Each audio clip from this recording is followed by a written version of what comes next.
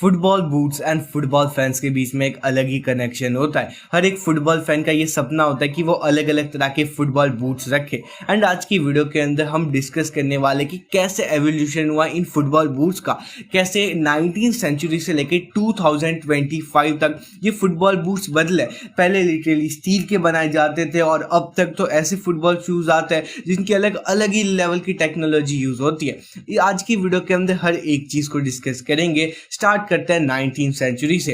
तो 19th century के अंदर लिटरली फुटबॉल बूट्स बनाए जाते थे स्टील के। उनके आगे का जो पार्ट होता था टो वाला, वो स्टील से बनाया जाता था, क्योंकि उस टाइम पे फुटबॉल पे ज्यादा कोई फोकस करता नहीं था। लोग अपने काम पे जाते थे एंड वही काम वाले शूज को वो फुटबॉल के अंदर कभी कभी यूज कर लिया करते थे। वो ज्यादा कुछ सोचते नहीं थे, इसकी वजह से पहले वो स्टील के बनाया करते थे। लेकिन अब 20th सेंचुरी आती है। 20th सेंचुरी के स्टार्टिंग के अंदर तुम्हें पता है वर्ल्ड वॉर 1 हुआ था, वर्ल्ड वॉर 2 हुआ था, तो पॉलिटिकली इतनी टेंशन चल रही थी कि किसी का भी फुटबॉल पे इतना ध्यान था ही नहीं। लेकिन उसके बाद जैसे 1950 स्टार्ट होने लगता है, तब बहुत सारी फुटबॉल बूट्स की कंपनी जो इमर्ज होना स्टार्ट कर लेती है। इसी टाइम के अंदर इन जनरल फुटबॉल ग्रो करने लगता है, क्योंकि पूरा वर्ल्ड ही अब कोई ज़्यादा बड़ी प्रॉब्लम में था ही नहीं, तो इसकी वजह से वो कुछ एंटरटेनमेंट के लिए देख रहे थे एंड फुटबॉल उस टाइम पे काफ़ी ज़्यादा ग्रो करता है। इसी टाइम के अंदर फुटबॉल शूज़ बना करते थे लिटरली स्क्रू से। जो स्टर्ड्स होते थे उनके बजाय स्क्रू रख दिया जाता था।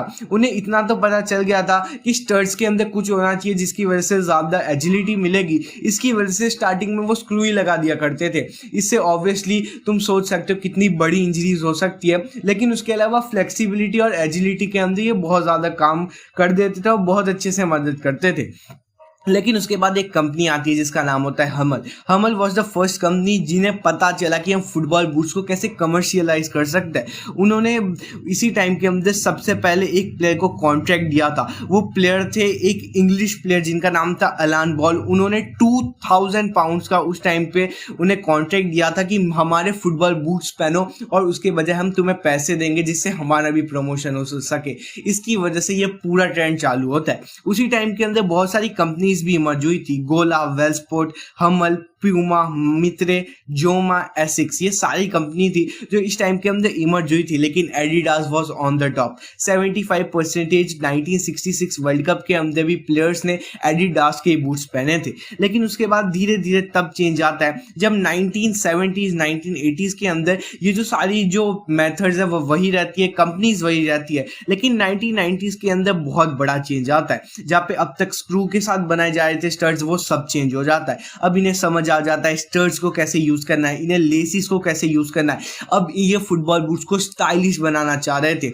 इसकी वजह से एडिडास इसमें सबसे बड़ी कंपनी था। उस टाइम के अंदर प्रीडेटर्स एडिडास लॉन्च करता है एंड वो बहुत ज़्यादा पॉपुलर होता है। वो इतने ज़्यादा पॉपुलर होता है, David Beckham, Zinedine Zidane, Del Piero, ऐसे बहुत सारे प्लेयर्स होते हैं जो एडिडास के कॉन्ट्रैक्ट्स को साइन करता है। वहाँ पर ही R9 जैसे प्लेयर्स नाइकी के ऊपर भरोसा दिखाते हैं, उनके साथ कॉन्ट्रैक्ट साइन करते हैं। उसके बाद 1990s के अंदर इन्हें समझ आ गया था कि अब इन्हें फुटबॉल शूज़ को थोड़ा ज़्यादा वेट का बनाना पड़ेगा। वो ज़्यादा फुटबॉल के अंदर थोड़ी टेक्नोलॉजी यूज़ करने लगे, जो फाइबर्स थे वो ज्यादा अच्छे इस्तेमाल होने लगे एंड बहुत सारी ऐसी चीजें थी जिसकी वजह से फुटबॉल शूज काफी ज्यादा बदल गए। अब फाइनली बात करते हैं मॉडर्न डे बूट्स की। अब जो मॉडर्न डे बूट्स देखते हो उसको बनाया जाता है लेजर टेक्नोलॉजी के साथ। अब ये जो टेक्नोलॉजी है, इससे जो कोई भी प्लेयर है उसका मतलब जो उसका लेग है वो कैसा भी, उसके जो टो है अगर वो थोड़े अलग शेप के कैसे भी है, उसके परफेक्ट हिसाब से जो उसके पैर को सूट करेगा वैसे फुटबॉल बूट्स अब बनाए जा सकते हैं इस टेक्नोलॉजी के साथ। इसकी वजह से अब देख रहे हो धीरे धीरे लेसिस भी अब जा रही है फुटबॉल